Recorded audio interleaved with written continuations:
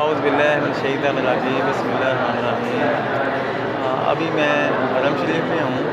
तो अभी थोड़ी देर तक यहाँ इशा की अज़ान होने वाली है।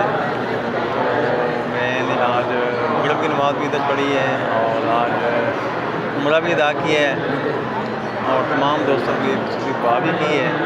तो अभी आपको ये हरम शरीफ का जो फर्स्ट मंज़िल है ना, उसकी मैं आपको वीडियो बना रहा था। मैं कि चलो 2 मिनट टाइम है भी अज़ान होने में, तो मैं 2 मिनट में एक वीडियो बना के अपने दोस्तों को शेयर करते हैं।